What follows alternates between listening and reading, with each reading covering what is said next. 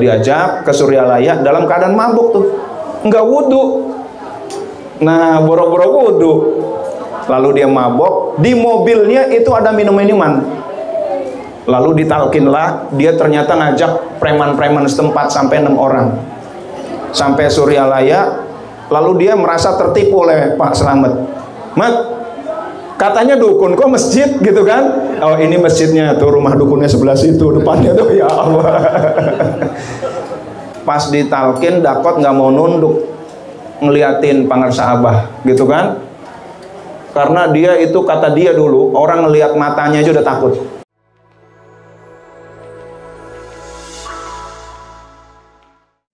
Tadi dibacakan mangkobah ada 2 orang kena wabah taun sembuh dengan rumput Syekh Abdul Qadir Jailani qaddasallahu sirroh. Lalu mangkobah berikutnya ada orang sakitnya sakit canggih, katanya gitu ya, canggih kok sakit ya, sakitnya canggih, dan sembuhnya dengan 40 hati kuda milik Syekh Abdul Qadir Jailani qaddasallahu sirroh. Ini mengajarkan kepada kita mangkobah tadi. Yang pertama, Syekh Abdul Qadir mengajarkan kita untuk banyak harta. Tuh, gitu kan? Bagaimana Syekh Abdul Qadir bisa menolong orang dengan 40 hati kuda kalau dia nggak punya duit? Nah, itu. Tetapi meskipun Syekh Abdul Qadir itu crazy rich, kaya banget, tapi harta tidak ada di hatinya. Harta ada di tangan beliau. Alhamdulillah. Kalau kata Habib Nurmagomedov, wah, Bu kenal Habib nggak Bu? Kenal Habib Nurmagomedov nggak Bu? Enggak. Habib Nurmagomedov itu petarung MMA. Wah, ini luar biasa nih, dari Dagestan, Rusia. Dia sekali bertarung itu dapat uangnya nggak banyak Bu, cuman 80 miliar. Bertarungnya paling 3 menit selesai. 30 kali pertarungan nggak pernah kalah, rekor dunia. Masya Allah, orang Islam, Habib Nurmagomedov. Kalau bahasa Indonesia Nur Muhammad, begitu kan? Nurmagomedov bahasa Rusianya. Itu Habib Nurmagomedov bilang, kalau harta ada di hati kita, ketika harta itu melekat di hati kita dan harta itu kita keluarkan, hati kita ikut sakit.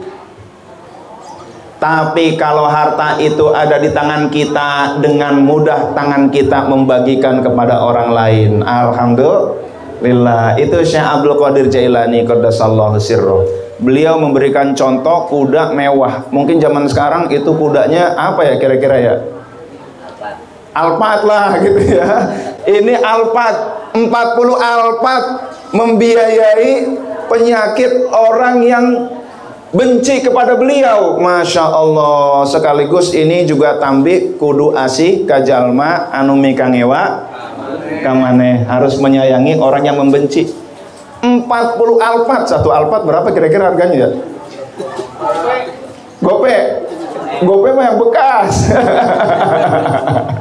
1 M lah ya, berarti 40 M kurang lebih untuk mengobati penyakit satu orang yang membenci Syekh Abdul Qadir Jailani. Masya Allah. Kira-kira akhlaknya mulia atau mulia banget? Mulia banget Syekh Abdul Qadir Jailani. Hadirin dan hadirat yang dimuliakan oleh Allah Subhanahu wa Ta'ala, mengapa Syekh Abdul Qadir kok ringan tangan untuk memberi? Karena kolbunya bersih. Di dalam kolbunya hanya ada Allah Subhanahu wa Ta'ala. Dunia nggak masuk ke dalam kolbunya. Kan ada tuh lagunya ya, Hasbi Rabbi Jallallah ma fi qalbi ghairullah. Hasbi Rabbi, cukuplah aku, cukuplah bagiku Tuhanku. Yang mencukupkan aku adalah Tuhanku. Jallallah, maha agung Allah. Ma fi qalbi, tidak ada di qalbuku ghairullah, kecuali Allah. La ilaha illallah. Masya Allah, itu ya.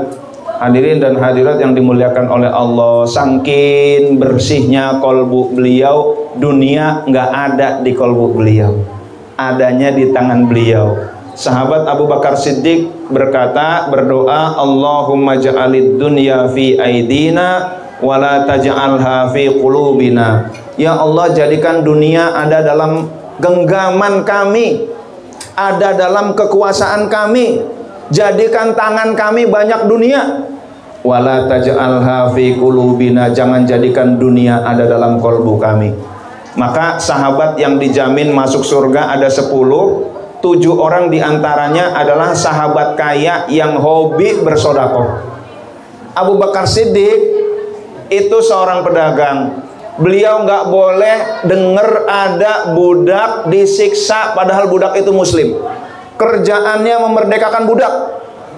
Sayyidina Umar orangnya sederhana, tapi wakaf tanahnya di mana-mana. Sayyidina Utsman bin Affan itu sampai sekarang hotelnya masih ada, rekeningnya masih ngalir. Sayyidina Ali mah nggak kaya-kaya banget, tapi beliau kaya ilmu. Itu sahabat-sahabat lain tuh sahabat kaya yang gemar bersodakoh. Mereka orang-orang yang dunia ada dalam genggamannya, tetapi tidak ada di dalam kolbunya. Masya Allah, alhamdulillah. Nah, hadirin dan hadirat yang dimuliakan oleh Allah Subhanahu wa Ta'ala, karena kalau dunia ada di dalam kolbu kita, siap-siap galau. Ada orang kaya, crazy rich, wah, di Indonesia kaya luar biasa. Suatu saat bisnisnya gagal, dia loncat dari lantai 14. Na'udzubillah min dzalik. Kalau dunia ada dalam kolbunya, menderita, siap-siap menderita. Nah, maka di dalam pembacaan Mangkobah tadi diawali, ala inna awliya Allahi la khawfun alaihim wa la hum yahzanun. Ala, ketahuilah, inna awliya Allah, sesungguhnya wali-wali Allah, la khaufun alaihim, tidak ada rasa takut, wala hum yahzanun, mereka juga tidak sedih. Bahasa kita, enggak pernah galau. Nah, itu ya, tenang kolbunya. Maka tadi kalau kita punya penyakit galau, maka sembuhnya dengan rumput Syekh Abdul Qadir. Mana rumput Syekh Abdul Qadir? Ini manakib. Nah, mana rumput Syekh Abdul Qadir? Nih, zikir hataman. Mana rumput Syekh Abdul Qadir? Nih, zikir harian, zikir jahri dan zikir khofi. Tuh rumput Syekh Abdul Qadir. Insya Allah kita sembuh dari penyakit galau. Amin ya rabbal alamin. Kan ada tuh lagunya Oma Irama ya, tentang galau. Siramilah juga jiwa kami semua yang tengah dirundung kegalauan, gitu ya. Lagunya siapa tuh, Bu? Bukan Oma Irama. Ebit G ada ya, udah ganti. Enggak, dari dulu ya. Jadi kita siramilah juga doanya Ebit G ada ya. Jiwa kami semua yang tengah dirundung kegalauan. Siraminya dengan apa? Dengan zikir kepada Allah. Nah, hadirin dan hadirat yang dimuliakan oleh Allah Subhanahu wa Ta'ala, maka insya Allah kalau kita istiqomah di TKN 37, nah, kita istiqomah di TKN 37, mudah-mudahan hidup kita hidup yang berkah. Amin ya rabbal alamin. Di akhir hayat kita ditemenin sama guru mursyid kita. Ibu-ibu, Bu, saya dapat kabar dari orang-orang yang melihat sakaratul maut. Ikhwan TKN yang sakaratul maut. Lagi-lagi orang cerita ke saya bahwa ketika sakaratul maut ditemenin sama guru mursyid. Masya Allah, alhamdulillah. lillah. Kenapa? Karena sakaratul maut itu sakaroh, bahasa Arab artinya mabok. Sakaroh, mabok, maut, kematian. Mabok, kematian. Orang kalau mabok itu kadang-kadang tenang banget gitu kan, fisiknya tenang, dalamnya berkecamuk. Berangkat ke Suryalaya tahun 94, dulu lewat Cipanas tuh dulu tuh. Wah, dulu nggak ada Cipularang ya, lewat Cipanas, ya Allah, itu muter sampai Suryalaya, lalu mabok, muntah, nyari teh manis. Wah, kalau di sini banyak teh manis ya. Aduh, turun dari bis teh manis, pala nunduk gitu kan, mabok tuh. Tenang banget kelihatannya dalamnya berkecamuk. Wah, itu ya. Mabuk kematian luar biasa lagi. Kelihatannya cuman kelihatannya begitu, dalamnya berkecamuk. Kenapa? Setan itu lagi menggunakan kesempatan terakhir. Kata setan, pasukan setan, sebentar lagi kita nggak ada waktu buat mengkafirkan dia. Inilah detik-detik terakhir. Ayo kita gunakan strategi sebaik-baiknya. Goda sebisa kita. Maka setan ada yang goda, ada yang berbentuk bapaknya. Jadi bapaknya datang, lalu datang ke anak itu, Tong, lu kan gue gedein dari kecil, sekarang ikuti kata-kata bapak ya. Akhirnya mengajarkan kalimat kekufuran. Bapaknya nggak mempan ngomong, berubah itu setan jadi ibunya. Nah, kamu kan aku kandung 9 bulan, ayo ngomong begini nak, diajarkan kalimat kufur. Na'udzubillah min dzalik. Iya, kalau meninggalnya di kamar, di rumah, banyak yang nemenin, ada bacaan Yasin, ada orang-orang zikir, setan gak berani deket. Lah kalau meninggalnya di ICU, siapa yang nemenin?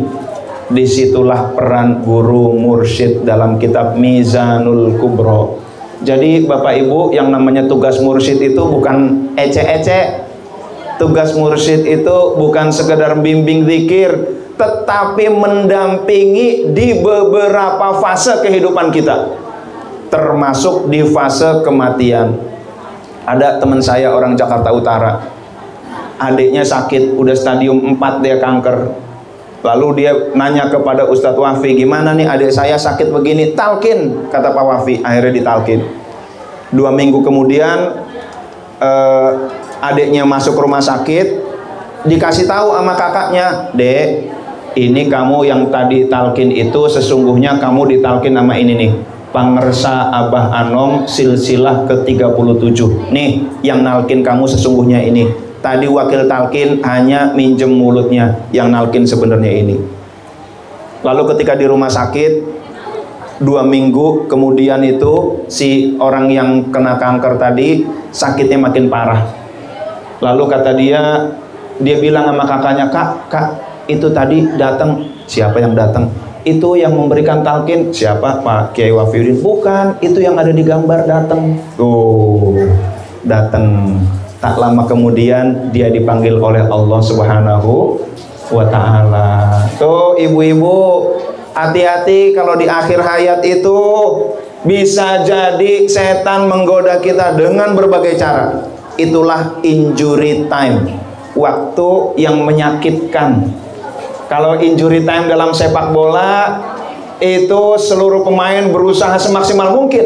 Begitu pula injury time dalam hidup kita. Maka beruntung kita istiqomah berguru bersama Syekh Ahmad Sohibul Wafa Tajul Arifin.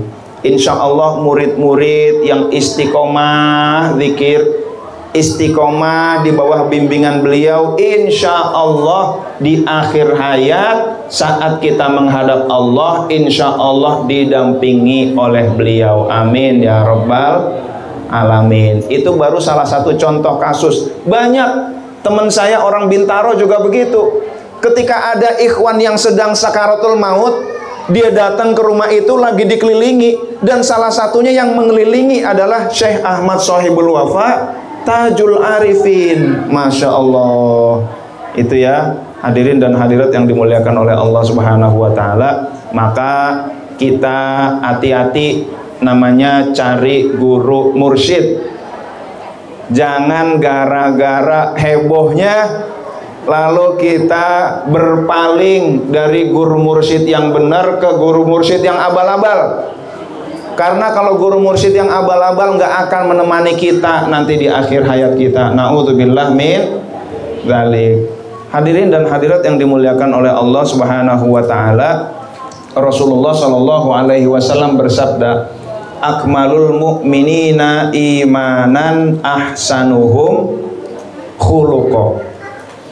Orang yang paling sempurna imannya adalah orang yang paling baik akhlaknya.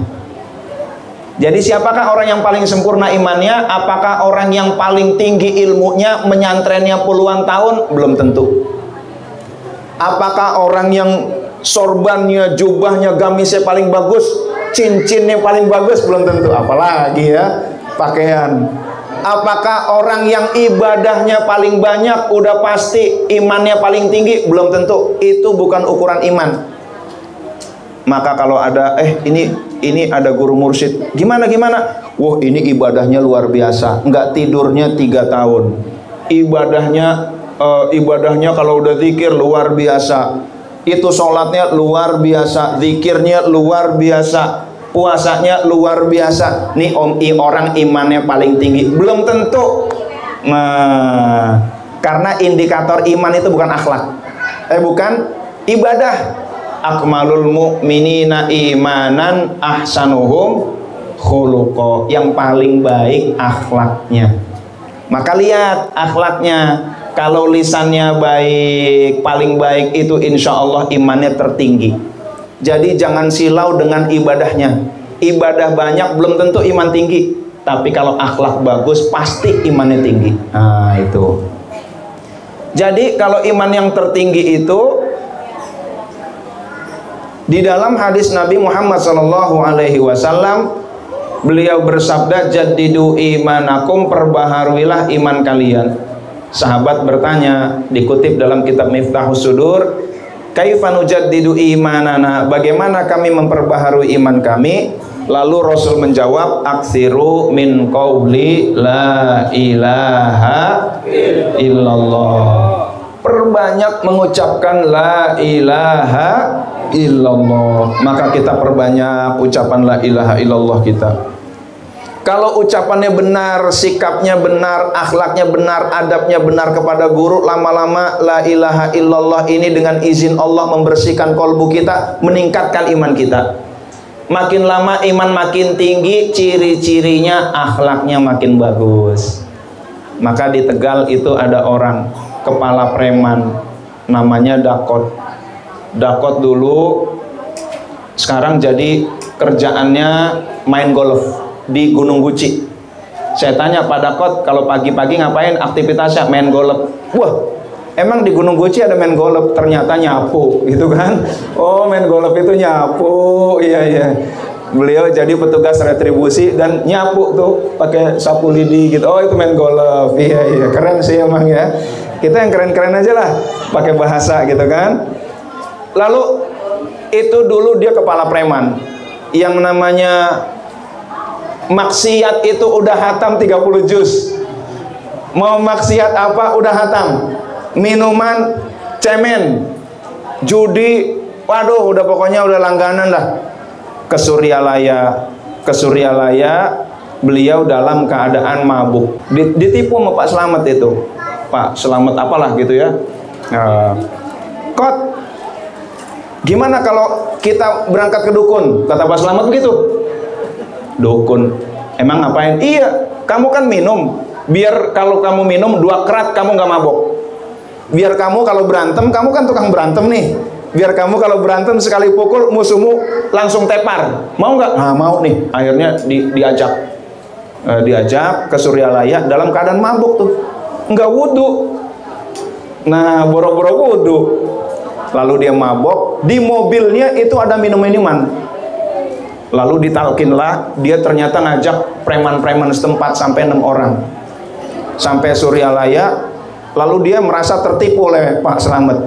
Mat, katanya dukun, kok masjid gitu kan? Oh, ini masjidnya tuh, rumah dukunnya sebelah situ, depannya tuh, ya Allah. Saya bilang, Pak Slamet, kenapa ente ngomongnya dukun? Mursyid kok dibilang dukun? Saya bilang gitu. Kalau saya bilang guru mursyid, dia nggak bakal mau datang, katanya gitu ya. Kalau dukun mau, dia seneng. Oh iya, oke lah, namanya strategi dakwah. Akhirnya diajak ke rumah Pangersa Abah, lalu ditalkinlah Dakot dan teman-temannya di situ. Pas ditalkin, Dakot nggak mau nunduk ngeliatin Pangersa Abah, gitu kan? Karena dia itu, kata dia dulu, orang ngelihat matanya aja udah takut. Bagi dia kalau udah mabuk, orang-orang itu udah kecil semua tuh, cemen semua tuh, kata dia. Wah, dia emang kumisnya udah kayak Gatot Kaca gitu kan. Wah, luar biasa, otot kawat balung besi. Nah, itu dia merasa paling gagah sendiri di dunia. Wah, maka ditalkin Pangersa Abah, dia tetap dengak. Yang lain udah nunduk, udah pada nangis. Kata Pangersa Abah, tunduk. Beliau tunduk. Ketika nunduk, pecahlah tangisannya. Ya Allah, alhamdulillah. Akhirnya pulang dari Suryalaya itu Dakot kalau keluar rumah, rumahnya itu masuk gang. Kalau keluar rumah mesti ngelewatin musola. Kakinya selama hidup nggak pernah nginjek musola itu. Udah luar biasa dah nih orang dah. Udah khatam 30 juz. Akhirnya pulang setelah ditalkin, dia bertaubat kepada Allah Subhanahu wa taala, pulang ke Tegal langsung zikir khataman tiap Selasa malam sama 6 orang preman. Mana bacaannya begini? Waduh, ini bacaannya kita baca dah Latinnya, gantian itu yang ngimamin dan lain sebagainya. Zikir khataman tiap malam Rabu dari Isya sampai subuh, nggak selesai. Nggak ngerti dia caranya. Dikasih buku-buku dulu, cuman diamalkan, dibaca sama teman-teman premannya, nggak ngerti. Udah dibaca aja, ini 100 kali, yang ini 500 kali, yang ini 80, ini 16.641, nggak selesai sampai subuh. Akhirnya dikasih tahu bukan begitu caranya. Nih caranya kita dikit-dikit aja, begitu kan. Akhirnya Bapak Ibu hadirin dan hadirat yang dimuliakan oleh Allah, Dakot bertaubat, dia menjadi orang yang pribadi yang mudah menangis seperti Syekh Abdul Qadir Jailani qaddasallahu sirrohu. Waktu kita datang ke sana bersama Pak Kiai Wafiuddin, lalu kita biasa safari dakwah, dia menyediakan, suatu saat dia menyediakan nggak banyak, ya sekedar apa gitu kan, rumahnya juga kecil, lalu ada karpet, satu karpet bisa 6 orang. Besoknya beliau berkata, mohon maaf saya nggak bisa menservis. Beliau sambil menangis, dikit-dikit nangis. Dulu orang lihat mata Dakot takut, sekarang orang lihat mata Dakot sejuk. Lalu diajak orang-orang, saya tanya, Pak Dakot udah ngajak berapa orang ke Suryalaya?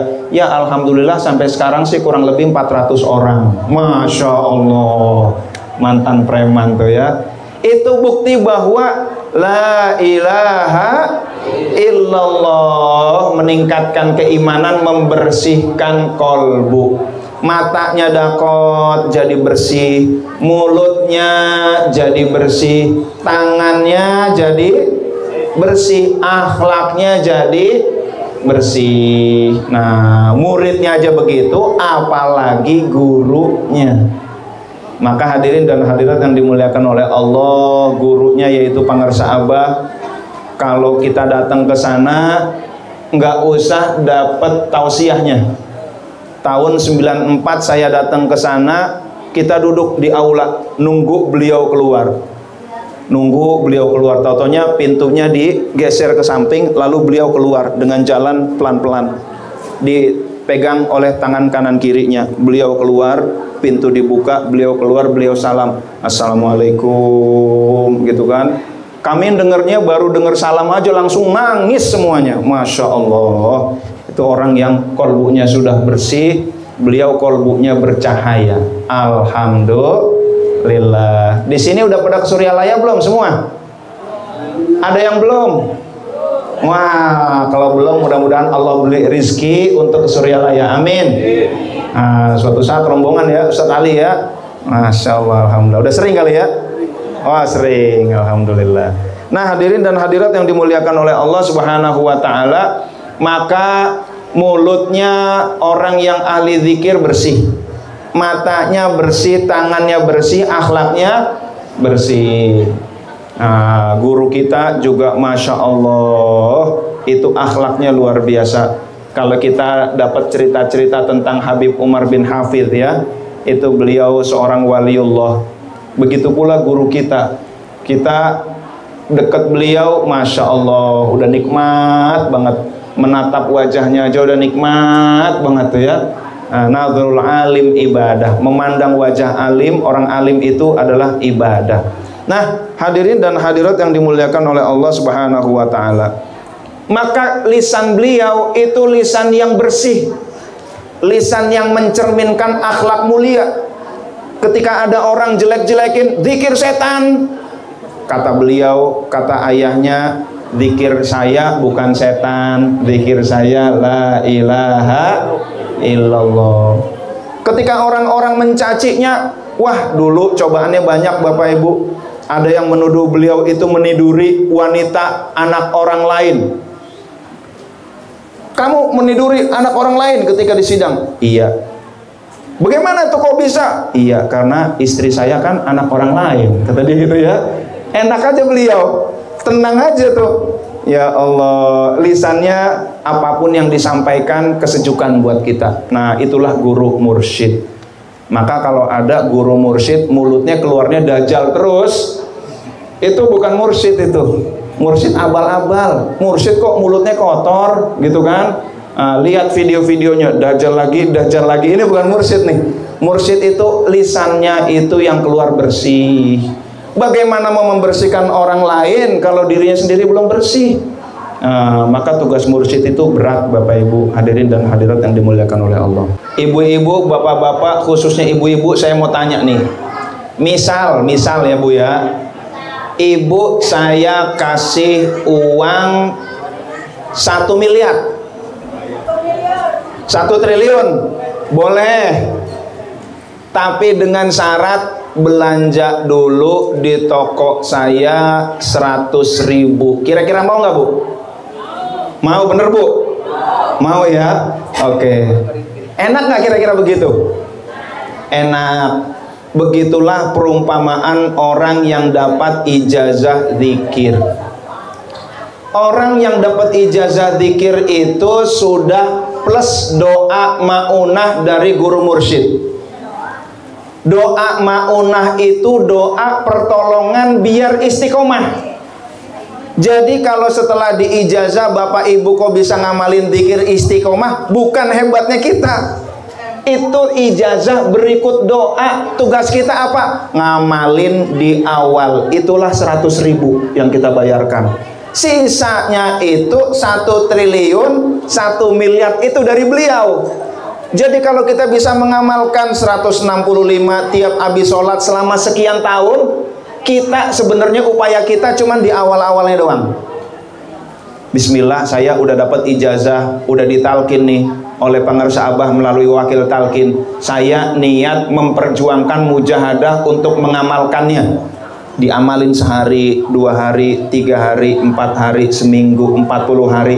Itulah yang benar-benar upaya kita. Sisanya kita ditarik sama beliau. Masya Allah, alhamdulillah. Ini baru 165. Jadi yang namanya ijazah itu voucher 1 triliun. Tuh, ibu-ibu yang udah diberi ijazah talkin zikir, udah ditalkin zikir, kalau nggak diamalin kira-kira rugi apa rugi banget? Rugi banget ya Bu ya. Dikasih voucher 1 triliun Bapak Ibu, tapi ternyata nggak diambil, kira-kira rugi apa rugi banget? Rugi banget. Gara-gara apa? Nggak mau 1 triliun, abisan harus belanja dulu 100.000. Nah ini dia nih, gara-gara nggak mau belanja 100.000, akhirnya 1 triliun hilang. Na'udzubillah min dzalik. Gara-gara nggak mau ngamalin, males amalin TKN, akhirnya dia nggak dapat rizki berupa istiqomah mengamalkan zikir. Na'udzubillah min dzalik. Nah, itulah Bapak Ibu hadirin dan hadirat yang dimuliakan oleh Allah. Apalagi orang yang dapat perintah pangersa Abah lebih banyak lagi. Masya Allah. Dikasih ijazah begini, untuk kamu ijazahnya nggak 165, untuk kamu minimal 500. Misalkan beliau bilang begitu ya, untuk kamu minimal 1000, itu 165 minimal, tapi khusus buat kamu minimal 1000. Itu 1000 termasuk doa beliau biar kita istiqomah. Maka ketika kita zikir sebenarnya bukan apa-apa, kita cuman ikut beliau dalam zikir. Kita ibarat gerbong ikut lokomotif. Gerbong kalau nggak ikut lokomotif itu untuk jalan 1 meter 2 meter itu berat. Nah hadirin dan hadirat yang dimuliakan oleh Allah Subhanahu wa taala, limbat itu memang kuat. Dia narik gerbong kereta pakai rambutnya. Tapi sehebat-hebatnya limbat, sekuat-kuatnya kalau narik gerbong itu paling bisa berapa meter. Itu pun berat.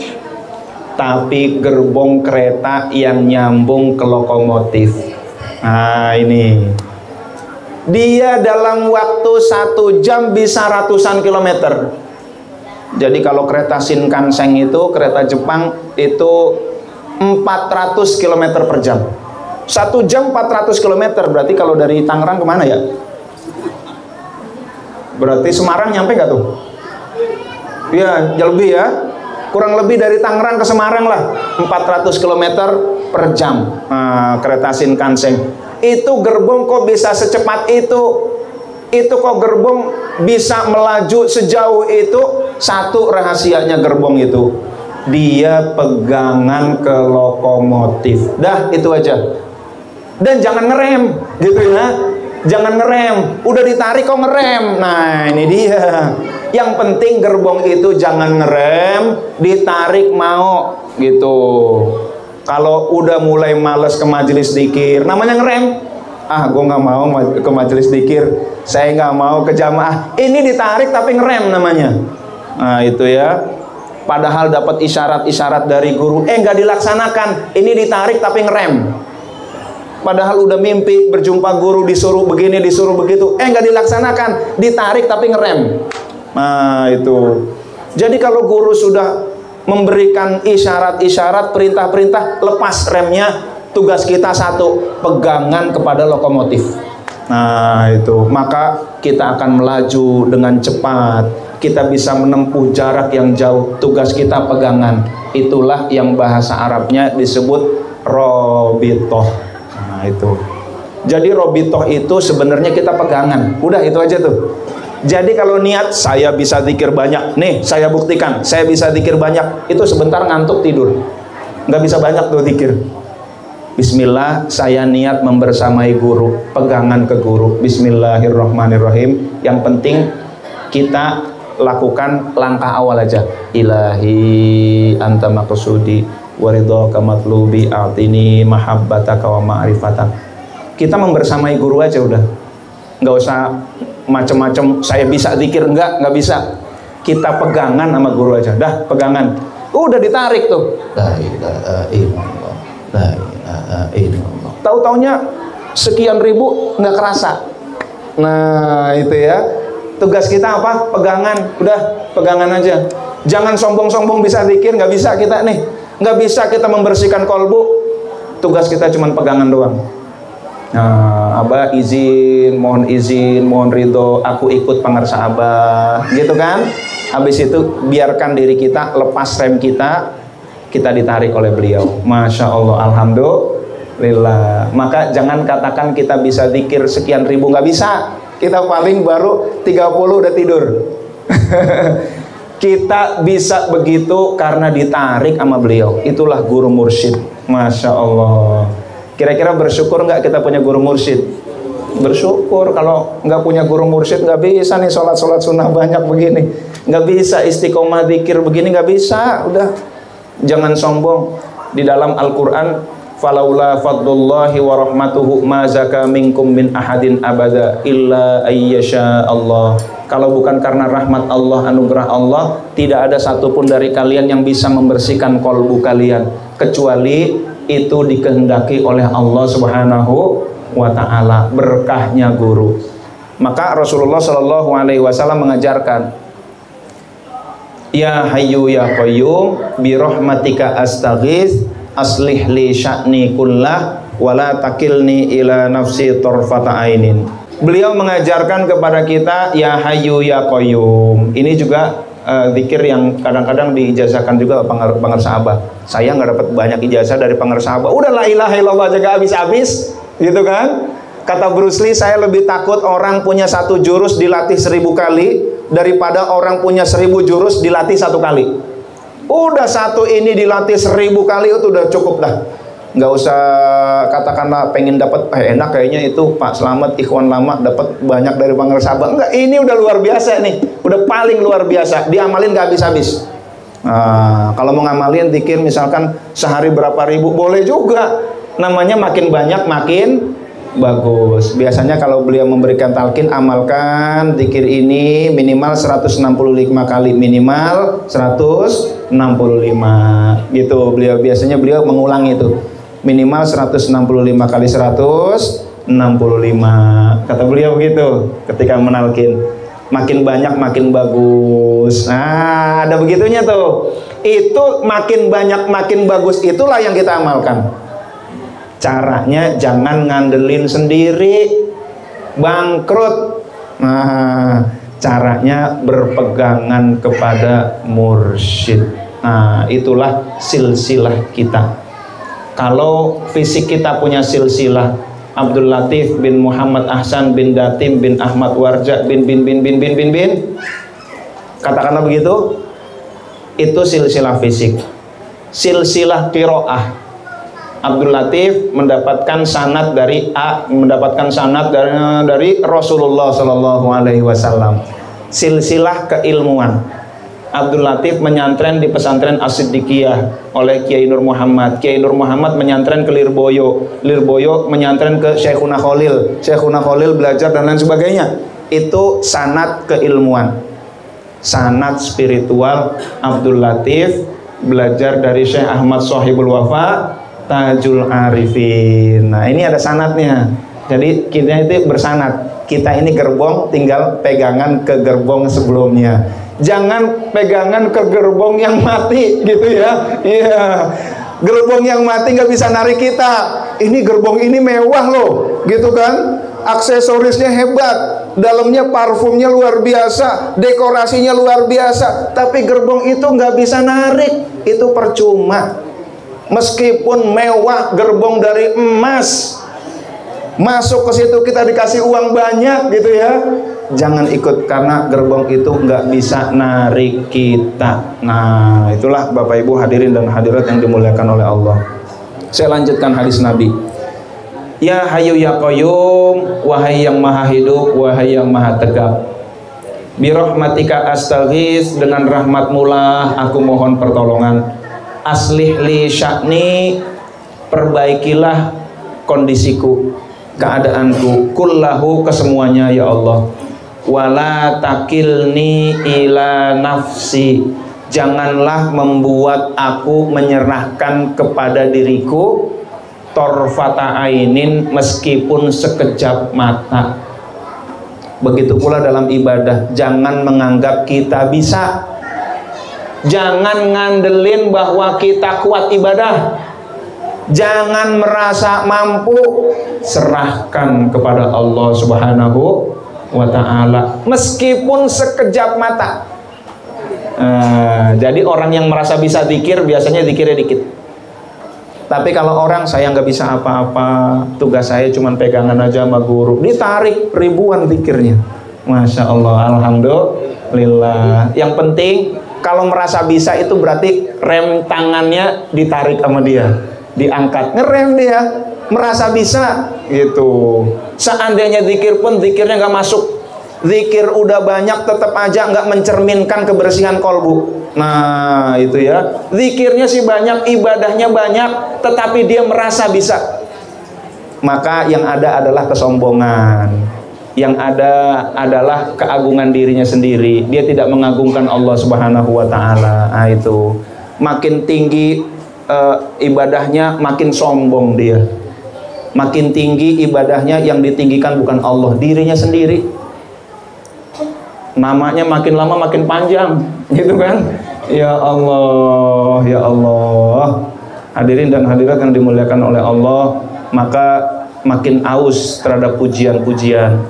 Nah, kembali kepada wala takilni ila nafsi tarfata ainin. Saya ingin juga menyampaikan ada sebuah quote dari kitab Minahus Saniyah Syekh Abdul Wahab Asy-Sya'rani, seorang sufi. Beliau berkata bahwa kullu man nasoha fi hirfatihi walam ya'tamid 'alaiha barakallahu lahu fi ra'si malihi min haitsu la yash'ur hatta yasira min ausa'in nasi mala. Ini kunci biar bisa seperti Syekh Abdul Qadir tadi. Syekh Abdul Qadir harta ada di mana? Ada di tangan, tetapi tidak ada di hati. Beliau berkata, Syekh Abdul Wahab Asy-Sya'rani, kullu man nasoha fi hirfatihi.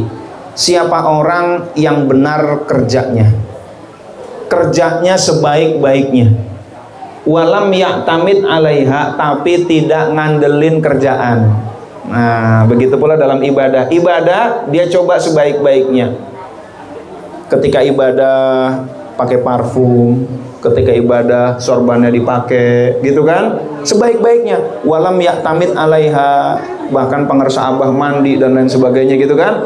Tetapi tidak mengandalkan ibadahnya. Orang kerja bisnis tidak ngandelin bisnisnya. Kerja tidak ngandelin kerjanya. Apa yang terjadi? Barakallahu lahu fi ra'si malihi, Allah berkahi modalnya. Min haitsu la yash'ur, bahkan dia sendiri nggak nyangka modalnya kok bisa berkembang seperti itu. Hatta yasira min ausa'in nasi mala, sehingga jadilah dia orang yang termasuk paling luas hartanya, rizkinya. Alhamdulillah. Kuncinya dua. Pertama, nasoha fi hirfatihi, kerjanya terbaik, ikhtiarnya terbaik.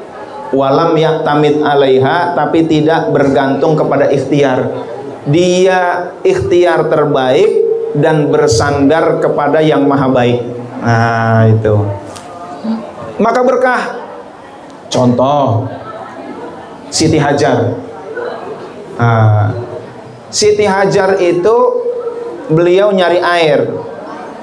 Rabbana inni askantu min dzurriyyati biwadin ghairi dzi zar'in 'inda baitikal muharram. Rabbana, kata Nabi Ibrahim, inni askantu, sesungguhnya aku tinggalkan, min dzurriyyati, sebagian dari keturunanku, biwadin ghairi dzi zar'in, di lembah tanpa tanaman, inda baitikal muharram, di sisi Baitullah Al-Haram, Ka'bah Al-Musyarrafah, dalam surat Ibrahim ayat 37. Wah, ini ya angka kesenangan Pak Ustadz Ali ini ya. Surat Ibrahim ayat berapa tadi? 37. Ini angka ini membuat saya pengen silaturahim, padahal saya udah bilang nggak bisa tuh sama beliau, tapi 37-nya ini nih yang membuat narik saya ini gitu ya. Waduh, penasaran sama majelis dzikir abahku 37 gitu. Udah abah 37 lagi, ya Allah. Ini angka sebuah nama yang gak akan saya lepaskan dari hidup saya. Masya Allah, itu ya. Bahkan bapak-bapak, ibu-ibu, suatu saat nih saya juga cerita, ada Ustadz Andri juga. Saya dulu kan diajak dakwah sama Pak Wafi. Saya baru nikah, saya nggak punya apa-apa. Saya baru cuma punya motor. Saya ngontrak aja nggak kuat, bapak ibu. Ngontrak itu nunggu kakak saya ngontrak setahun, nggak dipakai setengah tahun, itu saya isi. Jadi kakak saya ngontrak setahun, baru setengah tahun ditinggal, nah itu saya isi tuh, baru bisa ngontrak tuh. Adik saya ngontrak 1 tahun, baru setengah tahun udah melahirkan, perlu diopeni oleh mbahnya, itu saya ngisi lagi tuh. Nggak bisa saya ngisi ngontrak aja tuh nggak kuat. Dalam keadaan baru nikah, ngontrak nggak kuat, diajak safari dakwah sama Pak Wafi kemana-mana. Ya Allah, namanya perempuan ya. Perempuan kan dapur penting nggak kira-kira Bu? Penting nggak Bu dapur? Penting ya. Ngomong penting nggak, tapi cengar-cengir gitu ya. Ya Allah, udah suami nggak punya waktu, diajak safari dakwah mulu, mending nggak punya waktu, duit banyak. Udah nggak punya waktu, nggak punya duit. Ya Allah, kata istri saya, Mas enak dia Mas. Itu dia suaminya ada terus, banyak waktu, banyak duit lah. Emas udah nggak punya waktu, nggak punya duit lagi. Wah pokoknya dia ngeluh dan lain sebagainya. Akhirnya saya bilang ke istri saya begini. Waktu itu saya belum punya anak. Saya bilang ke istri saya itu ya bagi saya cantik ya, karena istri saya bule, buleli. Iya. Lalu saya bilang sama istri saya yang masih muda cantik itu, Bun, jalan saya adalah jalan dakwah. Nama Pangersa Abah akan selalu ada dalam hidup saya. Saya tidak akan menghilangkan nama ini dan akan terus ada. Kalau Bunda mau bersama saya, nama ini harus ada bersama kita. Tapi kalau Bunda nggak mau saya berdakwah kepada Pangersa Abah melalui Pangersa Abah, silakan Bunda keluar dari hidup saya. Mumpung masih muda, masih cantik, belum punya anak. Akhirnya istri saya nangis, Bu. Ya Allah, dia meluk saya. Nggak ngomong apa-apa sih, cuman meluk doang sampai nangis. Nggak apa-apa dah, suami gua udah jelek, nggak punya duit gitu ya. Jelek, bokek, bau ketek, bengek, rumah cuman triplek, becek. Makan cuman pakai tempe orek. Nggak apa-apa dah. Akhirnya dia terima saya. Nggak punya waktu, nggak punya duit. Bapak Ibu bayangin, saya nggak apa-apa kehilangan istri, asal jangan kehilangan Abah Hanom. Masya Allah. Itu nama mahal. Maka saya diundang, Abahku 37, saya datang gitu ya. Masya Allah. Ini nama yang nggak akan lepas dari hidup saya. Itu tos-tosan. Saya saat itu saya lebih milih guru saya daripada istri saya. Nah, itu tegas. Silakan, nggak mau ada nama ini, keluar dari hidup saya. Mumpung masih muda, belum punya anak. Tapi akhirnya istri saya milih saya. Alhamdulillah. Kalau istri saya meninggalkan saya susah lagi nyarinya. Ya, tapi berkah guru ya Bapak Ibu. Alhamdulillah. Jadi Allah titipkan berkah guru itu, saya jadi punya usaha banyak Bapak Ibu. Karyawan saya kurang lebih 100 lah. Saya punya beberapa cabang, 30 cabang usaha. Allah titipin lagi showroom jual beli mobil gitu ya. Jadi memang kita udah dakwah aja mah. Ini Abah 37 ini udah luar biasa dah. Pokoknya kita ngamuk dakwah aja. Urusan rezeki, urusan zikir kita udah kita pegangan aja dah. Udah tugas kita pegangan, copot tuh rem tangan. Nah, udah biar beliau bawa kemana-mana terserah beliau. Nah, diaturlah supaya saya dakwahnya enak, pulang pergi. Saya itu meninggalkan kadang-kadang sekali safari dakwah 17 hari Bapak Ibu. Itu meninggalkan, tetapi Allah beri rizki dengan berkah guru, usaha saya jalan. Ditinggal 17 hari jalan, gitu kan? Hadirin dan hadirat yang dimuliakan oleh Allah Subhanahu wa taala. Jadi berkahlah. Pokoknya jangan ragu-ragu. Kalau ragu berarti kita ngangkat rem kita. Itu ya. Ragu sedikit pun itu berarti rem kita angkat, rem tangan. Mau Mercy kalau rem tangannya diangkat nggak bakal bisa cepet. Mau Alphard rem tangannya diangkat nggak bakal bisa cepet. Maka lepaskan keraguan kita. Lepaskan selepas-lepasnya pegangan kepada gerbong guru kita. Oke, sedikit lagi saya mau jelaskan tentang quote Minah Husaniyah tadi. Orang Siti Hajar ditinggal oleh Nabi Ibrahim di lembah tanpa tanaman. Orang biasanya nyari tempat tinggal yang ada tanaman, adem, ada air, ada orang. Siti Hajar ditinggal di sebuah tempat, nggak ada pohon, nggak ada air, nggak ada orang. Ya Allah, udah lengkap dah. Siti Hajar mencari air dari sofa nggak ketemu, dicari ke Marwa nggak ketemu. Wah, kayaknya tadi di sofa ada, nggak ketemu. Marwa nggak ketemu sampai 7 kali. Beliau tahu di sofa Marwa nggak ada air, tapi beliau harus melakukan ikhtiar terbaik. Sebelum berhasil, beliau tidak berhenti. Beliau tetap lari-lari kecil untuk menunjukkan kesungguhan kepada Allah Subhanahu wa taala. Kenapa nggak sprint? Sprint itu cepet capek. Kenapa nggak jalan kaki? Jalan kaki tidak menunjukkan kesungguhan kepada Allah. Jalan kaki aja tidak menunjukkan kesungguhan, apalagi kaum rebahan. Nah, itu ya. Maka beliau lari-lari kecil terus saja. nasoha fi hirfatihi, upayanya terbaik, walam ya'tamid alaiha, tapi tidak menggantungkan pada upayanya, karena beliau tahu solusi bukan dari ikhtiar, solusi itu dari Allah, gitu kan. Rezeki itu bukan dari bisnis, rezeki itu dari Allah. Nah, kalau mengatakan rezeki dari bisnis, ini tauhidnya masih kurang. Nah, itu ya, karena ini ikhtiar terbaik. Ini kalau mau yang hasilnya luar biasa, caranya begitu. Ikhtiar tapi menganggap bahwa hasil bukan dari ikhtiarnya, hasil dari Allah. Ini hasilnya dahsyat nih. Akhirnya dari kaki Ismail, Nabi Ismail keluarlah air Zam-Zam. Orang yang tidak percaya diri mencari air nggak dapat. Percaya diri mencari air dia dapat, tapi paling buat keluarganya. Dia percaya Allah, yakin bahwa solusi dari Allah, dia lakukan ikhtiar terbaik dan percayanya kepada Allah, dia cari air, dia dapat untuk keluarganya, untuk jutaan umat manusia, miliaran umat manusia, ribuan tahun. Masya Allah, alhamdulillah. Nabi Musa, ini ya rumus tadi, nasoha fi hirfatihi, ikhtiarnya harus terbaik, walam ya'tamid alaiha, tapi tidak menggantungkan pada ikhtiar. Termasuk zikir, zikirnya terbaik tapi jangan menggantungkan zikir, udah kita pegangan aja Allah selanjutnya melalui berkah guru. Nabi Musa melawan Fir'aun. Nabi Musa, Fir'aun dulu ya.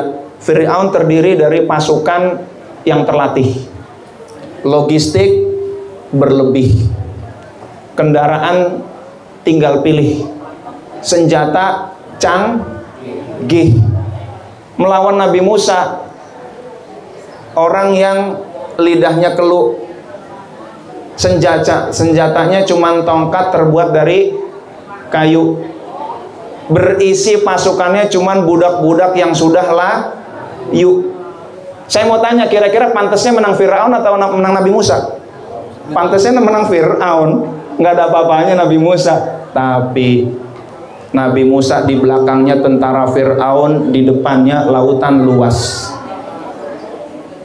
Mundur ke belakang dilibas, maju ke depan bablas. Karena ada lautan luas, bisa jadi di dalamnya banyak binatang buas. Sementara kaki-kaki pasukannya, kaumnya udah pada terkelupas, dan mereka harus segera bergegas. Di atas kertas, ini misi yang tidak akan tuntas kecuali bagi orang-orang yang ikhlas. Alhamdulillah, Masya Allah. Ini berarti waktunya udah hampir tuntas nih. Itu Nabi Musa cuman senjata kayu lawan senjata canggih, tapi beliau yakin kepada Allah Subhanahu wa ta'ala. Maka ketika sudah mulai masuk ke samudra, beliau pukulkan dengan tongkat kayunya, Allahu Akbar. Maka laut terbelah. Nabi Musa pun melalui bersama pasukannya, bersama kaumnya, diikuti oleh Fir'aun, dan Fir'aun tenggelam. Na'udzubillah min dzalik. Nah, hadirin dan hadirat yang dimuliakan oleh Allah, kunci dua. Kita yang punya pekerjaan, kita yang punya proyek, kita yang sedang mendidik, kita yang punya bisnis, kita yang punya apapun, kita lakukan ikhtiar terbaik. Karena Allah nyuruh kita ahsanu amala, beramallah sebaik-baiknya, tapi jangan bergantung kepada amal kita, karena yang memberikan hasil adalah Allah. Tugas kita ikhtiar sebaik-baiknya, jangan jadikan ikhtiar sebagai berhala. Kita berobat sebaik-baiknya, tapi yang menyembuhkan adalah Allah. Belum lama kakak saya tumor otak di rumah sakit Siloam di sini ya, Siloam. 5 hari lah kurang lebih dirawat situ. Ya, Siloam nggak mahal sih, nggak banyak, biayanya cuma 400 juta. 5 hari 400 juta gitu ya. Ya, itu katanya profesornya terbaik di situ. Tapi yang memberikan kesembuhan siapa? Allah. Kalau Allah nggak kasih sembuh ya terserah Allah lah. Ya, gitu ya. Jadi berobat perlu, tetapi yang mengasih kesembuhan adalah Allah. Bisnis penting, kerja keras yang baik, tetapi yang ngasih solusi adalah Allah. zikir persiapkan dengan sebaik-baiknya, tetapi yang ngasih hidayah, yang narik kita adalah Allah Subhanahu wa taala. Maka tugas kita adalah lepas rem tangan kita, lepas keraguan sedikit pun kepada guru kita, berpeganglah dengan erat kepada beliau. Insya Allah kita akan dibawa dengan jarak tempuh yang begitu jauh, dengan kecepatan yang begitu tinggi.